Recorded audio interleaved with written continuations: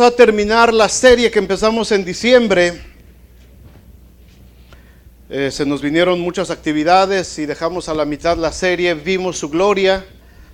Les sugiero que la vuelvan a oír en el podcast o en la aplicación de la iglesia o en YouTube. Hay muchos lugares, o si no se la piden a Uciel, las dos primeras pláticas para poder entrar otra vez al tema este. No la quise dejar inconclusa, así es que en enero, los 2 domingos que restan, vamos a terminar esta serie. Vimos su gloria, porque es importante que entendamos esto. ¿Se acuerdan? Empezamos esta serie en diciembre, en Navidad, ¿verdad? Era época de Navidad, era época en que todos ustedes andaban vestidos de Santa Clauses y todo el mundo andaba preocupado por los regalos y todo el mundo andaba pensando en los tamales y el pozole. Era época de fiesta, ¿verdad? Y todo el mundo estaba, cada quien en su rollo. Pero hablamos de que lo importante de hablar acerca del nacimiento de Jesús no es solamente para Navidad.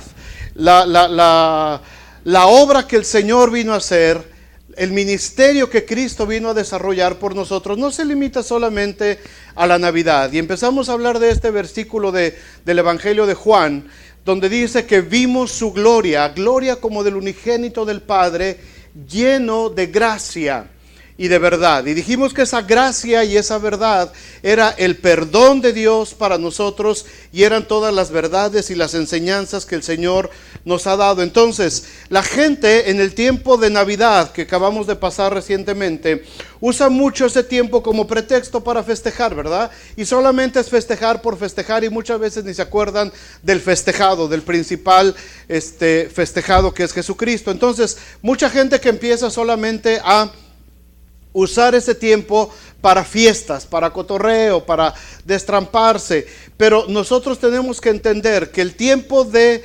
diciembre o el tiempo de Navidad, ese tiempo hermoso, no es solamente un tiempo familiar y de convivir. Es un tiempo para poder reflexionar acerca de lo que Cristo vino a hacer por nosotros. En la primera sesión, en el primer tema, hablamos acerca de que vimos la gloria de Jesús. Vimos la gloria de Jesús, de cómo Él se hizo carne en medio de nosotros, cómo habitó entre nosotros, cómo fue lleno de gracia y de verdad. Dijimos que son 4 áreas, están ahí en su boletín, 4 áreas que estamos estudiando en esta serie. La número 1 es, vimos su gloria en su nacimiento. Número 2, vimos su gloria en su crucifixión. ¿Se acuerdan? Hablamos acerca de lo que sucedió en esa cruz, acerca de cómo el castigo de nuestra paz fue sobre Él y lo que sucedió en la cruz en ese tiempo, cuando Jesucristo pagó por nosotros. Dijimos que en ese momento el Señor clavó sobre esa cruz el acta de decretos que nos era contraria, ¿se acuerdan? Y que en ese momento también derrotó a los principados y potestades para que nosotros tuviéramos libertad y vida eterna a través de Él. Y la cuarta cosa que vamos a ver la próxima semana es su segunda venida. Vimos su gloria en su segunda venida, en su regreso. Entonces, recordemos eso.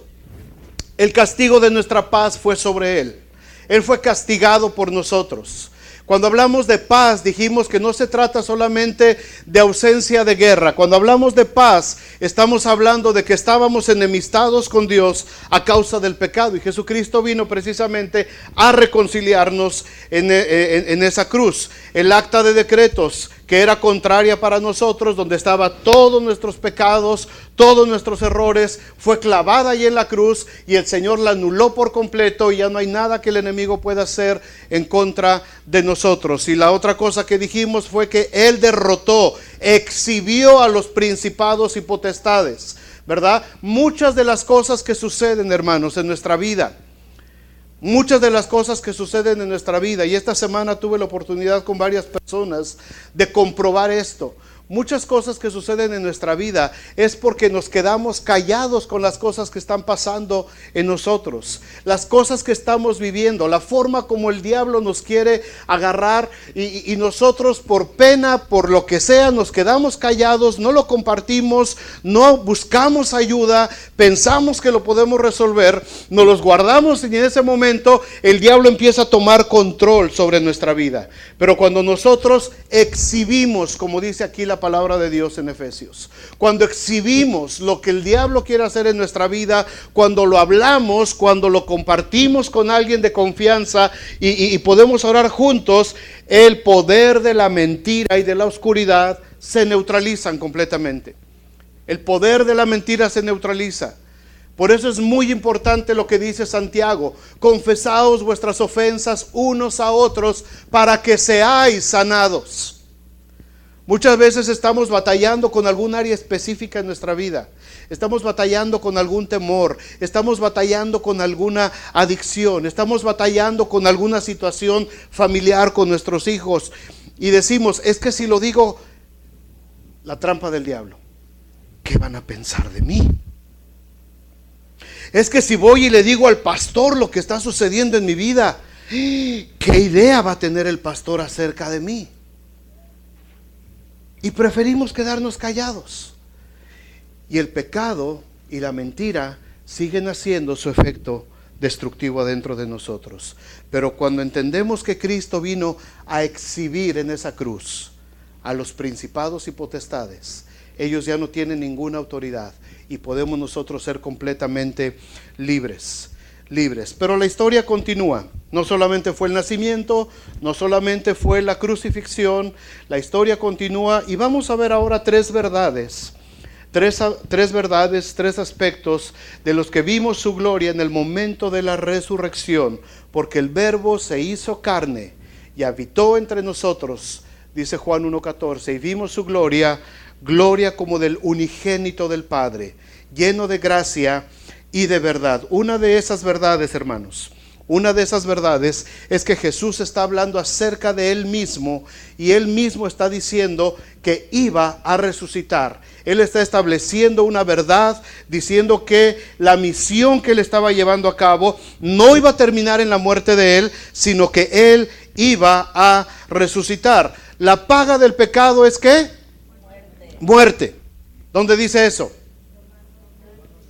¿Romanos qué? Usados, que no me los duerman, ¿Sí? ¿Dónde? Pues por ahí en la Biblia. Ayúdate que yo te ayudaré. Pues creo que también. Y así como digo una cosa, digo otra. Creo que Pablo, ¿no? Abusados, métanse la palabra. Porque la paga del pecado es muerte, ¿verdad? Esa es una ley natural de Dios. Es una ley natural de Dios. Satanás sabía perfectamente esa ley, porque el diablo se sabe la Biblia, quiero que sepas, más que cualquiera de nosotros. Se la sabe desde Génesis hasta Apocalipsis, de memoria. Fíjate, un chorro de años, mano, pues cómo no. Así hasta yo. Él sabe que la ley natural de Dios, que la ley espiritual de Dios dice que la paga del pecado es muerte.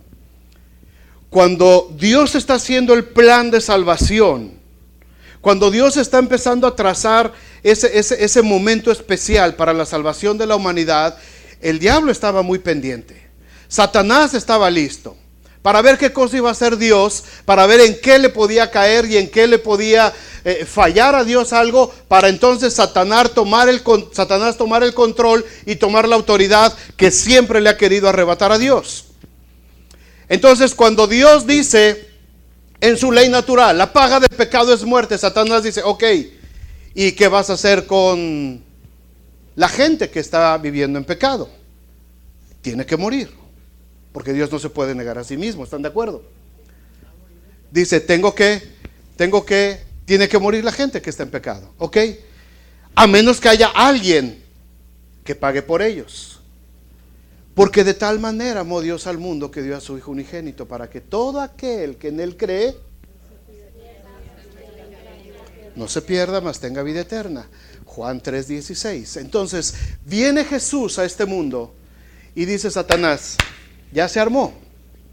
Ya tenemos aquí a Dios mismo en persona, ya está aquí. Y ahora la ley de Dios dice que la paga del pecado es muerte. Dios está enviando a Jesucristo y Satanás ha de haber pensado, y Dios no supo ni lo que hizo.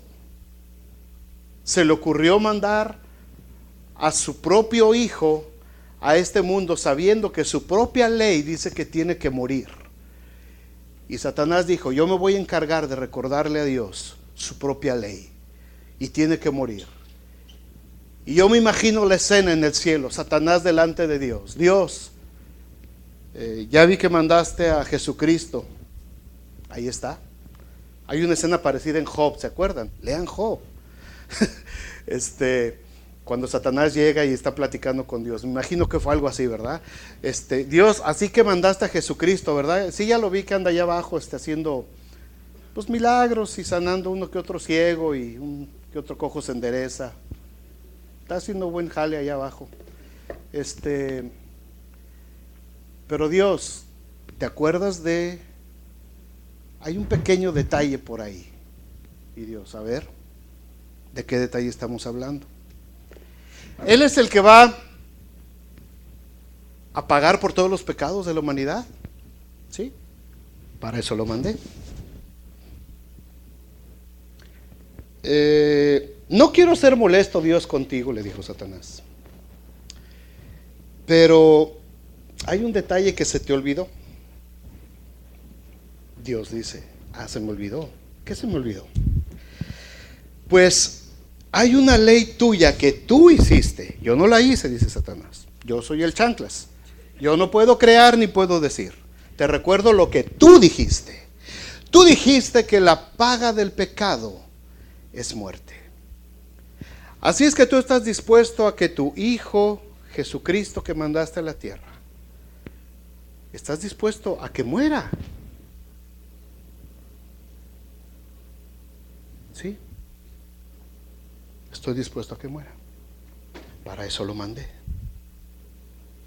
¿Estás seguro, Dios? ¿Sí? Él va ahí y su propósito es morir para pagar por los pecados. Está bien, dijo Satanás. No hay nada más que decir. Me voy a hacer mi chamba. Hizo su chamba. Satanás bajó a la tierra, movió todo lo que tenía que mover y mandó a Jesucristo a la cruz. Y el viernes a las 3 de la tarde de ese día, cuando fue la crucifixión, dice que el Hijo de Dios expiró. Y dando un grito ahí en la cruz, dijo, consumado es. Y murió. En ese momento Satanás dijo, ahora sí se hizo. Ahora sí le gané a Dios. Lo que Satanás no calculó en sus planes es que Dios efectivamente había dicho que había que haber muerte. Pero Dios no le dijo a Satanás, pero yo tengo el poder para traer a alguien de la misma muerte y hacerlo que viva nuevamente. Eso no estaba contemplado en el plan de Satanás. Así es que cuando estaba la fiesta allá abajo a todo dar, cuando era sábado y estaba la fiesta a todo dar, de pronto se le aparece Jesús allá abajo a Satanás y le dice, Satanás, y Satanás se pone todo blanco del susto. ¿Qué haces tú aquí? Vine a quitarte las llaves de la muerte, porque tú no tienes más autoridad sobre la muerte. Mi cuerpo está muerto allá arriba, pero yo vivo y yo tengo autoridad para poner mi vida y para volverla a tomar, porque soy el Hijo de Dios. Y dice la Escritura que en ese momento el Señor le arrebató las llaves de la muerte a Satanás y le dijo, tú no tienes más autoridad sobre la muerte, ahora me pertenece a mí. Y el tercer día, domingo en la mañana, cuando van las mujeres ahí a la tumba a ungir el cuerpo de Jesús, se encuentran unos ángeles ahí delante de la tumba que está abierto el sepulcro. ¿Por qué buscáis entre los muertos al que vive? Jesucristo ha resucitado, como se los dijo. ¿Se acuerdan? Le dijeron los ángeles a las mujeres. Acuérdense de lo que el Señor les dijo. Él ha resucitado, Él no está aquí, Él vive. Satanás nunca se imaginó que el plan de Dios era efectivamente cumplir la ley. Dios tenía que cumplir la ley porque Dios no podía negarse a sí mismo. Dios cumple la ley, pero en ese momento Dios tiene toda la autoridad de volver a tomar la vida aún después de la muerte y hacerla vivir nuevamente. La gracia del Señor. ¿Qué tiene que ver esta verdad? ¿Cuáles son las verdades que encontramos a partir de la resurrección de Jesús? 3 verdades importantísimas. Número 1, para que haya resurrección, primero tiene que haber muerte. Para que tú resucites, primero tienes que estar muerto. Para que alguien pueda volver a la vida, primero tiene que cesar completamente todas sus funciones vitales. Tiene que estar muerto, porque si no, no es resurrección. Si te desmayas, te doy un cachetadón y te levantas, pero todavía no se han terminado tus funciones. Todavía estás respirando, todavía tienes pulso, nomás que estás así medio, ¿verdad? Pero con un par de guajoloteras, ¿qué pasó?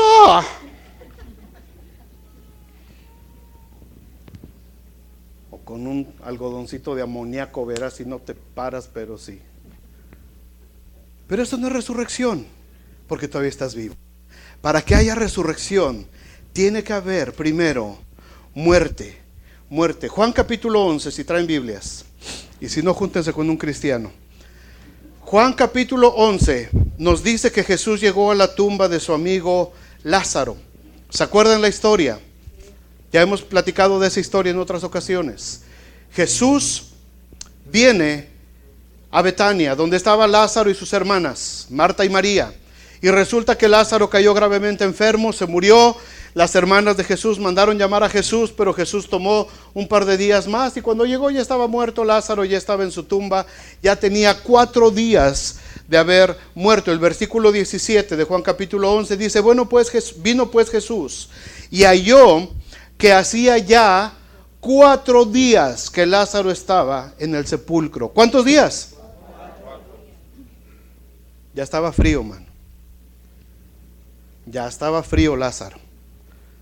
Ya estaba totalmente muerto. Ya se había petateado, para que me entiendan. No estaba desmayado Lázaro. Estaba totalmente muerto, porque la gente dijo, ya empieza a oler un poquito mal.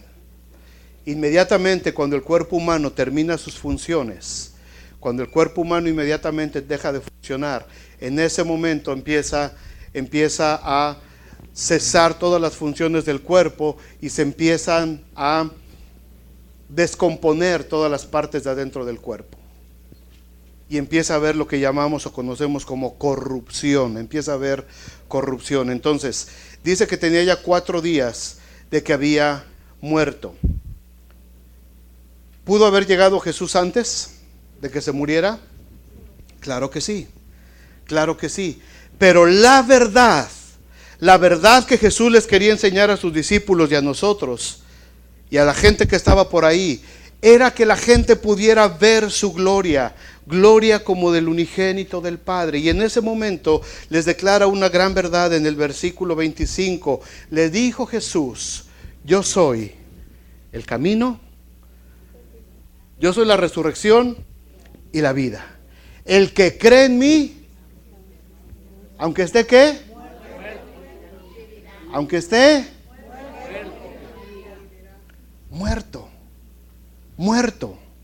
Para que haya resurrección, primero tiene que haber muerte. No puede haber resurrección si no hay muerte de por medio. ¿Se entiende esto? Tenemos que morir primero para que pueda haber resurrección. Esta verdad, hermanos, fue la misma que llevó a Jesús a vencer la muerte y a resucitar al tercer día después de haber muerto en esa cruz. Las verdades que Jesús habló y las verdades que Jesús nos enseñó, hermanos, por favor, no son filosofías, ni cuentos de camino, ni leyendas, ni fábulas. Las verdades que Jesús nos ha estado enseñando, hermanos, son para que nosotros entendamos las leyes espirituales de Dios.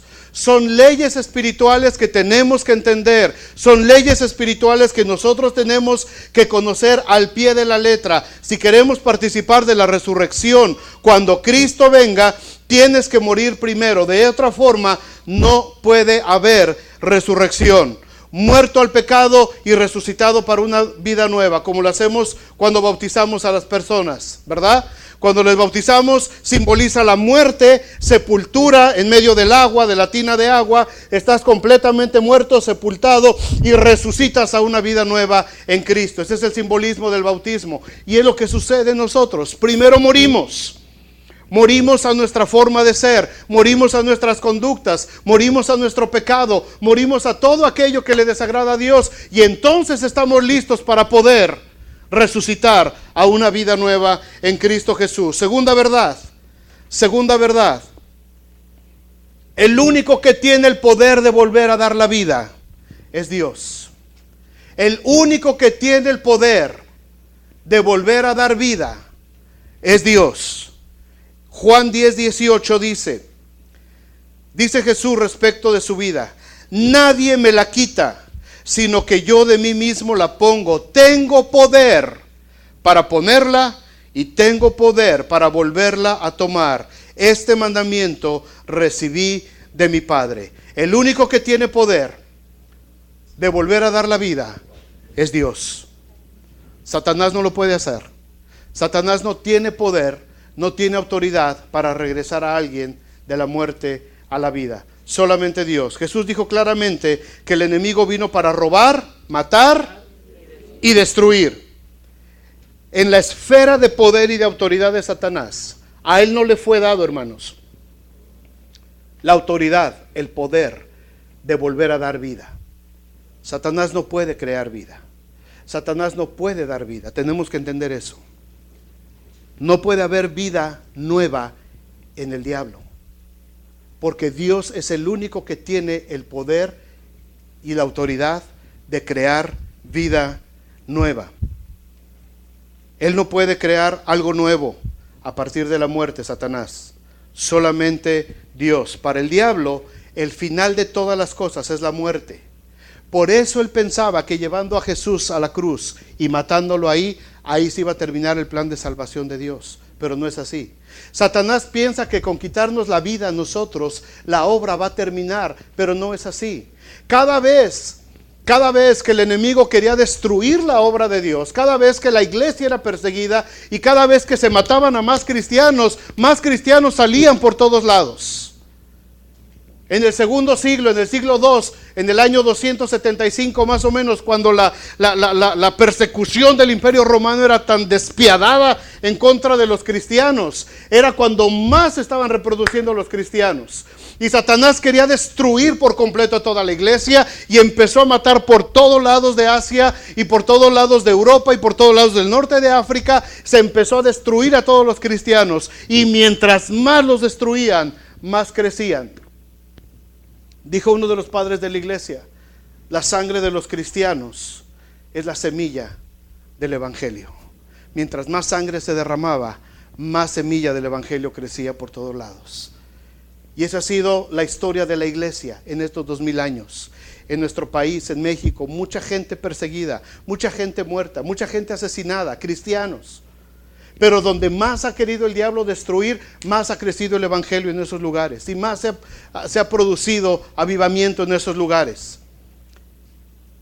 Para el diablo, la muerte era el final. Para Dios, la muerte es el principio de una vida nueva y perfecta para cada uno de nosotros. Una vez que estamos muertos, Dios es el único que puede. Dios es el único que puede crear vida a partir de la muerte. Es el único que puede darnos nuevamente vida. Piensen en esto: si su vida, la vida de alguno de ustedes, ha estado muerta, si alguno siente que su vida ha estado muerta por los pecados, por los errores, por lo que hemos hecho, y quizás en la mente de alguno ha cruzado alguna vez el pensamiento de decir: mi vida ya no tiene ningún sentido. Y quizás pudo haber inclusive hasta pensamientos de suicidio y decir: no vale la pena. Frustración, amargura. Y decir: ¿para qué seguir luchando si las cosas no cambian? Las cosas no mejoran. Y cuando llegamos a ese punto de nuestra vida, hermanos, cuando llegamos a ese momento, cuando pensamos que nuestras malas decisiones han provocado muchos problemas, desilusiones, sentimos que hemos destruido a nuestras familias, nos sentimos acorralados. Pero hoy tienes que saber, y hoy tenemos que entender todos aquí, que el único que tiene el poder para sacarnos de esa situación se llama Jesucristo, el Hijo de Dios. Es el único que tiene el poder de que una vez que tú estás muerto, es el único que tiene el poder de tomarte y decir, ven, porque yo te voy a dar una nueva vida para ti. Una vida plena, una vida abundante, una vida de alegría. Él es el único que tiene la autoridad de cambiar nuestro lamento en baile. Él es el único que tiene la autoridad de desatar nuestro cilicio y nuestra amargura y convertirlo en alegría. Él es el único que puede agarrar nuestras lágrimas y convertirlas en gozo. Él es el único que tiene la autoridad de agarrar nuestras cadenas y destruirlas por completo. Él es el único que tiene esa autoridad. Nadie más la tiene. Ni Walter Mercado, ni el indio amazónico, ni la señora psíquica que cura. Nadie sabe que estoy hablando, bendito sea Dios. Esos no tienen poder. Esos tienen poder para destruirte. Todas esas cosas tienen poder para amarrarte más. Esas cosas tienen poder para esclavizarte aún más y para hacer más miserable tu vida. ¿Y cuánta gente alrededor de nosotros, amados, está consultando todos los días eso, queriendo ser libre, y está siendo más amarrada y cada vez está más esclavizada? Gente gasta miles de dólares, miles. El negocio de la sortilegio y de la gorería es un negocio multimillonario en este país y sobre todo en Latinoamérica. Catemaco, Veracruz. Solo Veracruz es bello. Catemaco es la cuna de la brujería en México. ¿Y cuánta gente va para esos lugares? A las limpias, a esto, que les hagan un trabajito, esto, y la gente se va encadenando más, y la gente va siendo más atada, pensando que están buscando la libertad, se están esclavizando más. Jesucristo es el único que tiene el poder. Jesús es el único que tiene la autoridad de que cuando te sientes destruido, cuando te sientes desilusionado, cuando estás al borde de la desesperación, como cantábamos ahorita, Él es el único que tiene el poder de decir, levántate y ven fuera. Él es el único que tiene esa autoridad. Y tenemos que tener bien clara esa enseñanza. Dios es el único que puede producir vida. Es el único que puede producir vida. Nadie más lo puede hacer. Nadie más lo puede hacer. Los ángeles le dijeron a estas mujeres en Lucas 24:15, ¿por qué buscáis entre los muertos al que vive? No está aquí, pues ha resucitado. Acordaos de lo que os habló cuando aún estaban en Galilea, diciendo, es necesario que el Hijo del Hombre sea entregado en manos de pecadores y que sea crucificado y resucite al tercer día. Entonces ellas, dice Lucas 24:8, subráyalo ahí en tu Biblia. Entonces ellas, dice, se acordaron. ¿Por qué quiero que lo subrayes? Porque cuando estás pasando una situación bien difícil, te acuerdas de todos los remedios habidos y por haber. Y te acuerdas de todos los consejos que te dieron las comadres. Y del último que te acuerdas es del Señor. ¿A poco no? Y empiezas a buscar por acá, por allá, y empiezas a buscar soluciones desesperadamente. Y ya hasta el último, ay, voy a buscar un hermano para que ore por mí. Entonces, dice ellas, se acordaron de sus palabras. Hermanos, cuando estemos en una situación difícil, cuando estemos en una situación que nos está destruyendo, lo primero que tenemos que hacer es, acuérdate que el único que tiene poder de dar vida es Dios. El único que tiene el poder de darnos vida es el Hijo de Dios. La tercera verdad, la gloria de su resurrección nos transformará eternamente.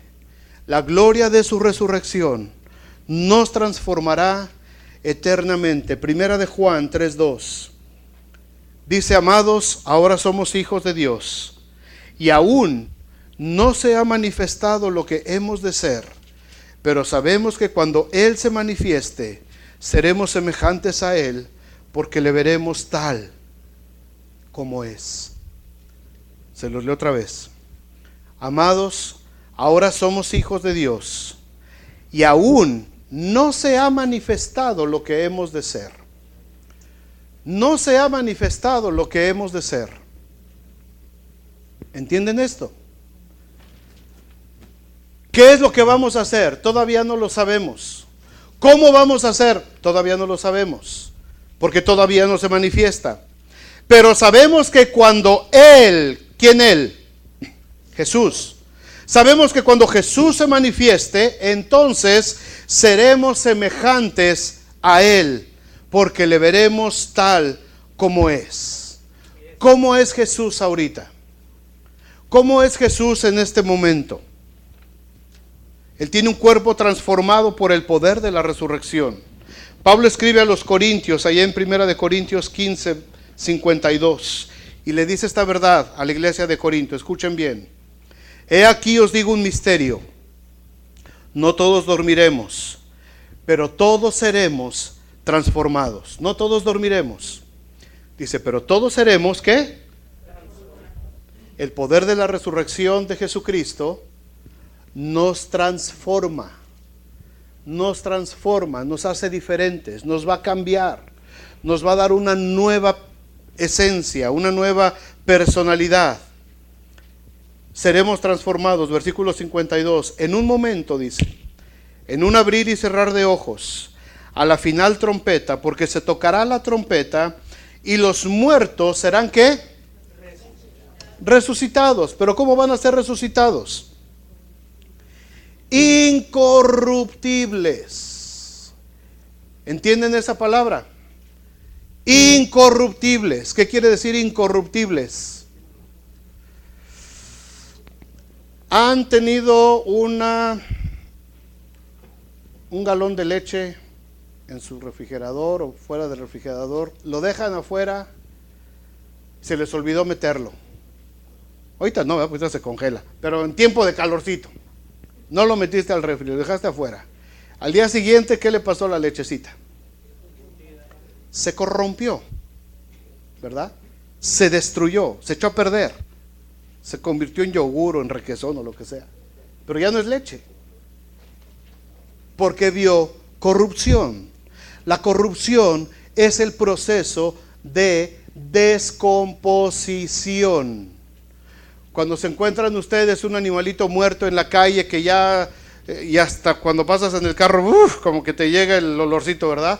¿Por qué? Porque ese cuerpo ya está viendo corrupción, es decir, se está ya descomponiendo, es un proceso de descomposición. Cuando Pablo dice aquí, dice, y los muertos serán resucitados incorruptibles, es decir, los que están en la tumba ahorita, los muertos que han muerto desde hace 2000 años que vino Jesucristo y están durmiendo ahorita en el Señor, pues ya no hay casi nada de ellos, o ya no hay nada de ellos.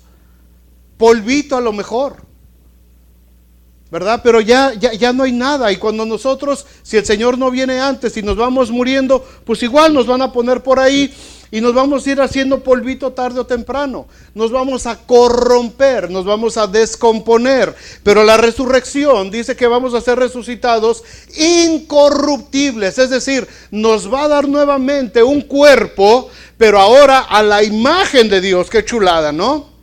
Adiós llantas, mano. Adiós lonjas. Olvídate de gimnasio, Rudy. Nos va a dar un cuerpo perfecto. Las hermanas dijeron.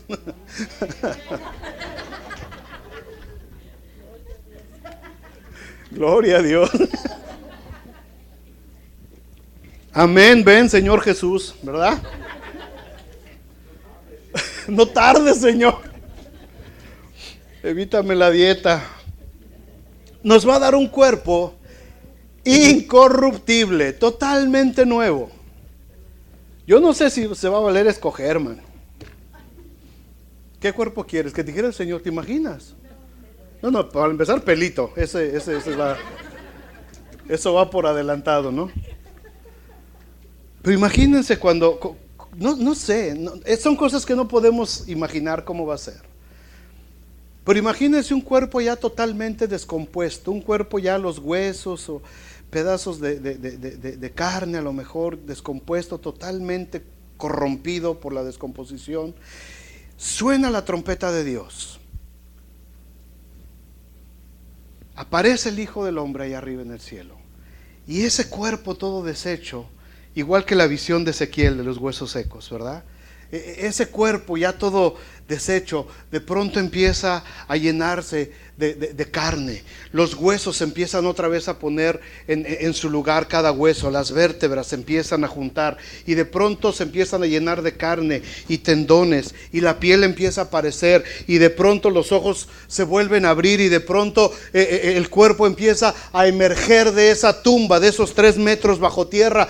Empiezan a emerger esos cuerpos totalmente transformados, con una vestidura celestial preciosa, increíble, y de pronto vamos a ir saliendo diciendo: ¿qué onda?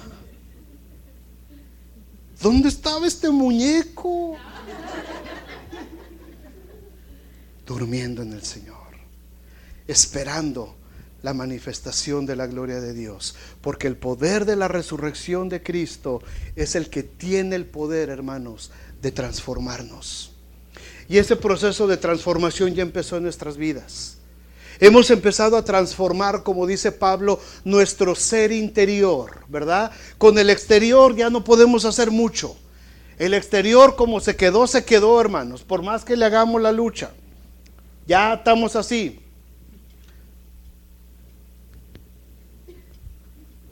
Ya no sale, hermano, ya no va a salir, ¿verdad? Esto ya ponte a Dios, ya para qué, mano, ya. Estas alturas del partido, ¿no? Dice Rosy: así no te conocí. Yo sí la conocí. Ella está igualita, aunque no me lo crea. ¿A poco no está chula mi mujer? Chula. Nosotros seremos transformados porque es necesario que esto corruptible, dice Pablo, es necesario que esto corruptible se vista de incorrupción, y esto mortal, este cuerpo mortal, dice, se vista de inmortalidad. La gloria de Dios, hermanos, la gloria de Dios nos transforma. La gloria de Dios ha empezado a hacer una obra en todos nosotros, y aquí estamos. Y como daba el testimonio José, aún con luchas, aún con debilidades, aún con áreas en nuestras vidas con las que todavía estamos batallando, pero Dios va haciendo una obra de restauración. Muchos de ustedes no son ni siquiera la sombra de lo que eran hace unos años. Los hombres violentos que algunos de ustedes fueron, ni sombra de lo que fueron en aquellos años. Mujeres inseguras, indefensas, con baja autoestima, mujeres temerosas, mujeres apocadas, ni sombra de esas mujeres. Ahora tenemos un precioso equipo de mujeres valientes, esforzadas, que no le tienen miedo a tomar el desafío que Dios les da.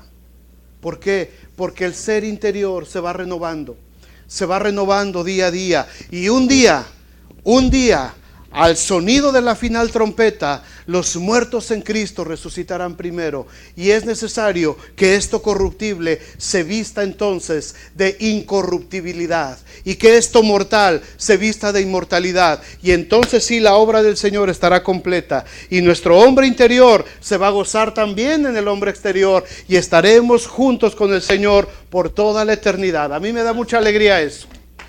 A mí me da mucho gozo saber eso. Y esa es la esperanza del cristiano. Durante este tiempo estamos batallando. ¿Por qué? Porque este cuerpo se descompone. Porque este cuerpo se le sube el azúcar. Porque este cuerpo se le baja el azúcar. Porque este cuerpo se le sube el colesterol. Y se le sube la bilirrubina. Y se le sube todo lo que, ¿verdad? Y tienes una serie de cosas. Y vas creciendo. Y cada vez tienes más achaques. ¿Por qué? Porque es un cuerpo corruptible en el que vivimos, a causa del pecado que hubo en Adán. Pero es necesario que eso que pasó en Adán, entendamos que en Jesucristo se cumple a la perfección. Y ahora en Jesucristo, el primogénito de los muertos, estamos completos para esa transformación. ¿Por qué dice el primogénito de entre los muertos? Déjame decirte esto rapidito. ¿Se acuerdan de la historia de Jacob y Esaú, los hijos de Isaac? Hijo de... ¿quién? Isaac. Hijo de... Abraham, sin miedo. Abraham, Isaac, Jacob, ¿verdad? La promesa vino ¿para quién? Para Abraham. El hijo de la promesa es. Y el hijo que sigue después de Isaac, ¿quién es? El primero era Esaú. El primogénito era Esaú. Debimos haber dicho ahora, o deberíamos de decir, el Dios de Abraham, de Isaac y de Esaú.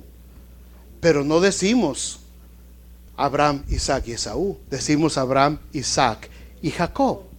Le correspondía el derecho a Esaú, porque él era, ¿quién? El primogénito, era el mayor. Y el mayor siempre tenía el derecho a la bendición del padre.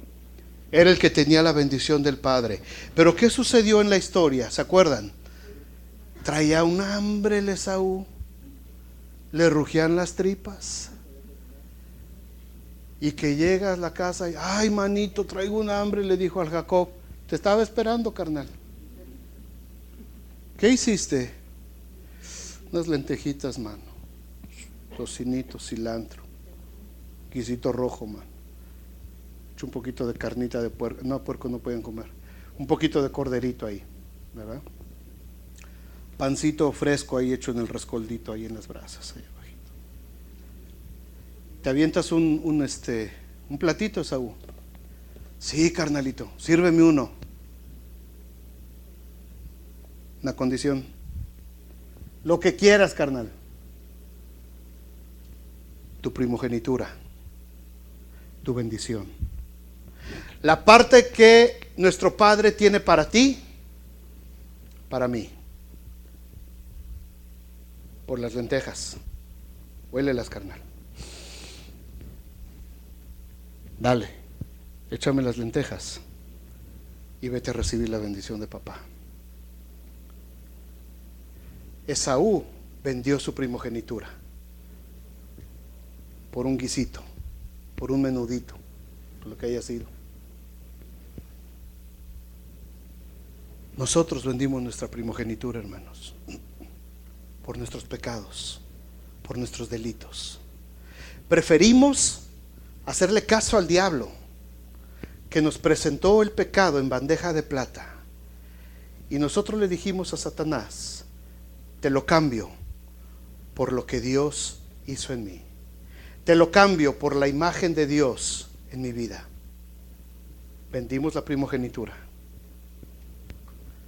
Adán y Eva en el huerto del Edén vendieron la primogenitura de toda la humanidad por un fruto del árbol del conocimiento del bien y del mal.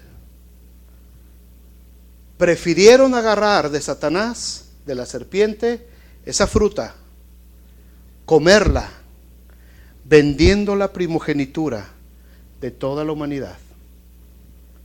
Por eso la Biblia, por eso se le llama en Romanos y en Hebreos a Jesucristo el segundo Adán. Porque el primer Adán vendió la primogenitura, igual que Esaú. Pero el segundo Adán, el postrer Adán, vino a recuperar esa primogenitura y hacerla valer para cada uno de los que hemos creído en él. ¿Se entiende? Eso es lo que hizo Jesús. Por eso Pablo aquí le llama el primogénito de entre los muertos, porque él es el primero de los que van a resucitar. Y alguno está pensando, pues ¿qué no fue Lázaro el primero que resucitó? Sí, pero se volvió a morir. Y Jesús ya no se volvió a morir. Jesús está vivo. Y Lázaro está ahí también en lista de espera otra vez. Qué flojera, ¿no? Ya lo he enterrado, otra vez volví a enterrar. Ya, déjenme ahí pues.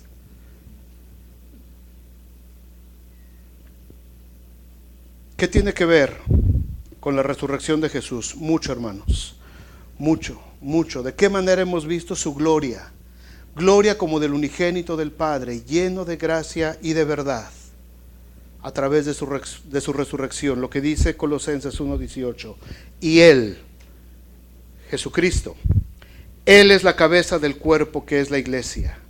Él, que es el principio, el primogénito de entre los muertos, para que en todo tenga la preeminencia, para que en todo Él sea el primer lugar, para que Él tenga la prioridad de nuestra vida sobre cada circunstancia. Nuevamente Jesús toma la delantera. El primer Adán pecó y trajo la muerte para todos nosotros, pero el segundo Adán, o sea Jesucristo, vence a la muerte con poder, derrota el sepulcro, sale de esa tumba y declara que Él es la resurrección y la vida, y el que esté muerto pero crea en Él, aunque esté muerto, vivirá. Y esa es la bendición que tenemos ahora nosotros. Esa es la herencia que tenemos nosotros. Muchas veces vivimos nosotros, hermanos, todos los días pensando que seguimos muertos, pensando que estamos muertos, pensando que lo que está pasando en nuestras vidas nos está destruyendo. Hermanos, tenemos que recordar esas palabras. Jesucristo, Dios, es el único que tiene el poder de volvernos nuevamente a la vida abundante. No solamente a la vida. Yo he venido para que tengan vida, y vida ¿qué? En abundancia. En abundancia. Vida en abundancia. Seremos transformados porque vimos esa gloria de Dios, lleno de perdón, lleno de enseñanzas de la vida eterna, lleno de esperanzas para nosotros. Él fue el primero en resucitar. El cielo y la tierra pasarán, pero mis palabras no pasarán. Cuando el Señor dice esto, hermanos, cuando el Señor empieza a hablar acerca de que Él va a resucitar y de que nosotros vamos a participar de eso, acuérdense lo que dijo en Juan capítulo 14. No se turbe vuestro corazón, es decir, que no entre confusión en tu mente, que nadie te confunda, que nadie te engañe, que nadie te diga qué cosa va a suceder. No se turbe vuestro corazón. Creéis en Dios, creed también en mí. En la casa de mi Padre, ¿qué? Muchas moradas hay. Si así no fuera, yo os lo hubiera dicho. Voy pues a preparar lugar para vosotros. Y si me fuere y os preparare el lugar, vendré otra vez y os tomaré a mí mismo, para que donde yo estoy, vosotros también estéis. Y sabéis a dónde voy, y sabéis el camino. Y Tomás le dice: Señor, no sabemos a dónde vas. ¿Cómo pues vamos a saber el camino? Y Jesús le dijo: yo soy el camino, la verdad y la vida. Nadie viene al Padre si no es por mí. En la resurrección de Cristo, hermanos, nosotros hemos sido transformados. Cuando iniciamos esta serie, les dije al principio, era época de Navidad, época de regalos, donde toda la gente está pensando solamente en las fiestas. Pero sin importar, hermanos, lo que haya pasado, nosotros hemos visto ya la gloria de Dios, y muchos de ustedes han visto la gloria de Dios en sus propias vidas, en sus propias familias. Hemos visto la gloria de Dios. Y tenemos una responsabilidad delante de Dios. Hemos creído en la gloria de su resurrección. Y ha empezado en nosotros ese proceso de transformación que será completado cuando esto corruptible se vista de incorruptibilidad. Y eso será cuando oigamos esa final trompeta y veamos al Hijo de Dios viniendo con poder y gran gloria. Y entonces veremos la gloria de Dios en su segunda venida. De eso hablamos la próxima semana. Vamos a orar, vente Benji. Vamos a orar. Y yo quiero que piensen en esto, hermanos. Porque a veces hablamos de la resurrección del Señor y el poder de la resurrección y lo que Él hizo por nosotros.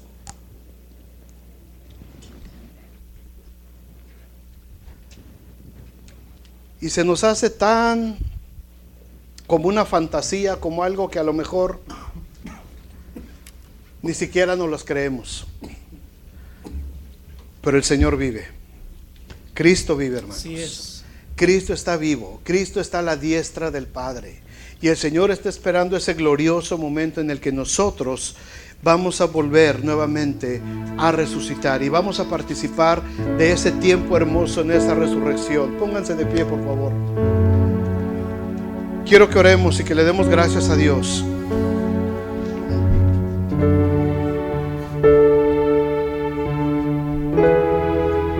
Y pensemos en ese versículo nuevamente. Y el Verbo se hizo carne, es decir, la palabra de Dios. El Verbo se hizo carne y habitó entre nosotros. Y vimos su gloria. gloria como del unigénito del Padre, lleno de gracia y de verdad, lleno de gracia y de verdad.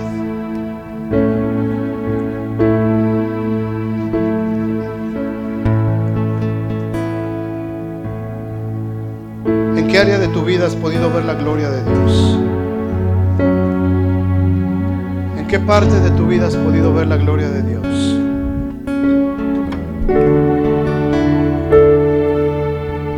¿En qué áreas de tu vida, de tu familia, puedes decir en este momento: yo ya vi la gloria de Dios en esta parte, en estas áreas de mi vida?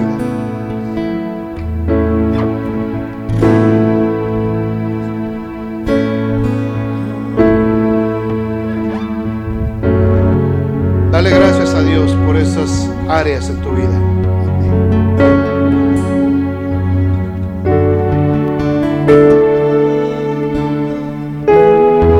La gloria de la resurrección de Jesucristo, amados, tiene todo el poder para transformarnos.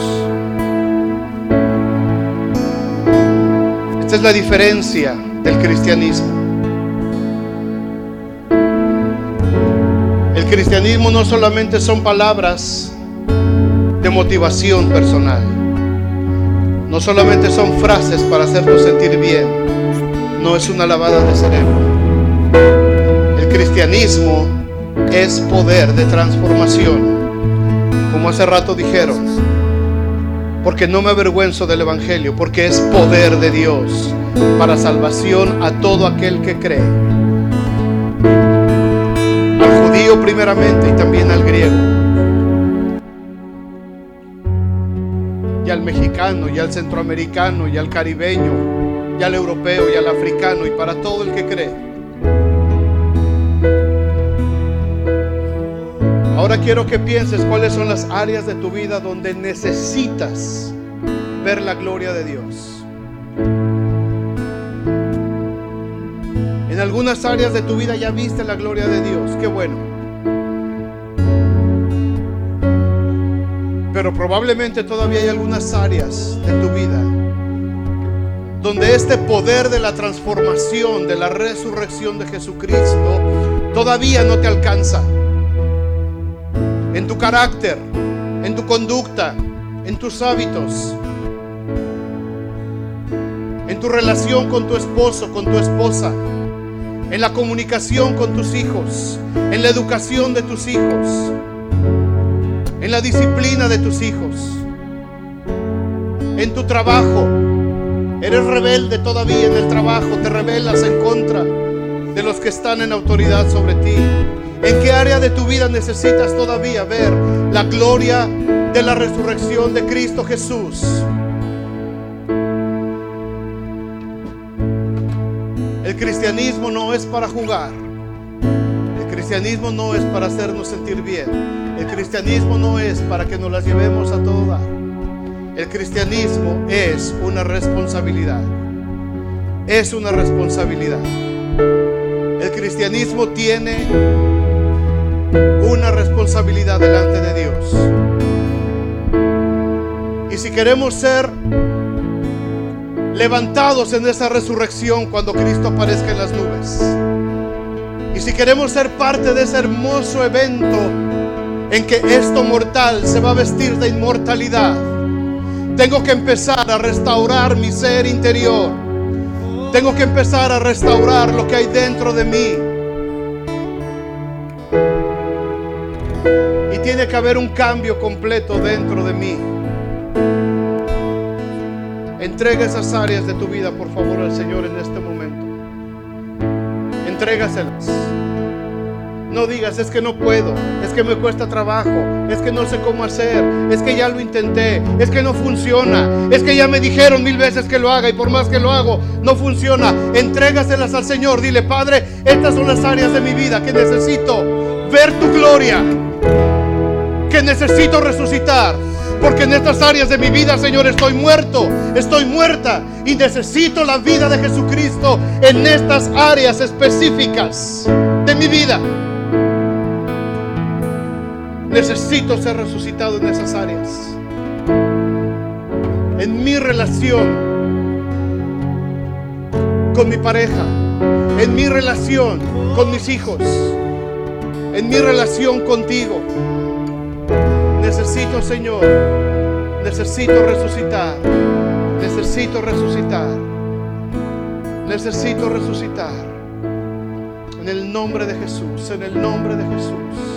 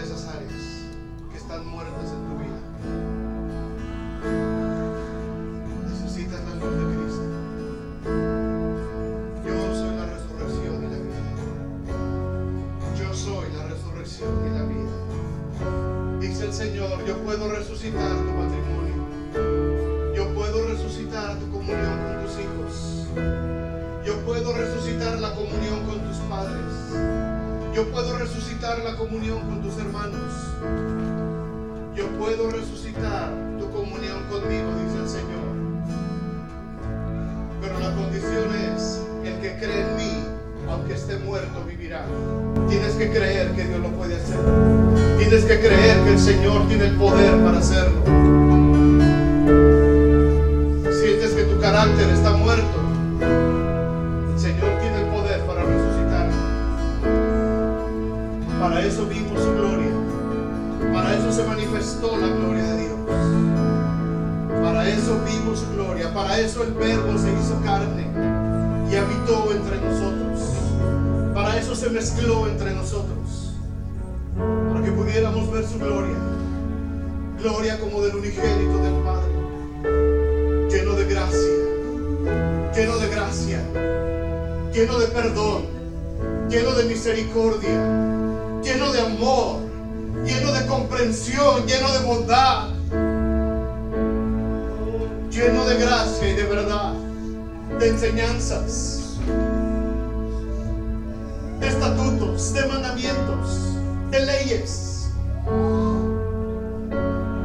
pero verdades, leyes que son beneficio para nosotros, leyes que no son difíciles de cumplir, leyes que son una delicia meditar en ellas, estatutos que se convierten en la guía y la lámpara para nuestro camino cuando estamos en la oscuridad, lleno de gracia y de verdad, lleno de gracia y de verdad. Vamos a adorar.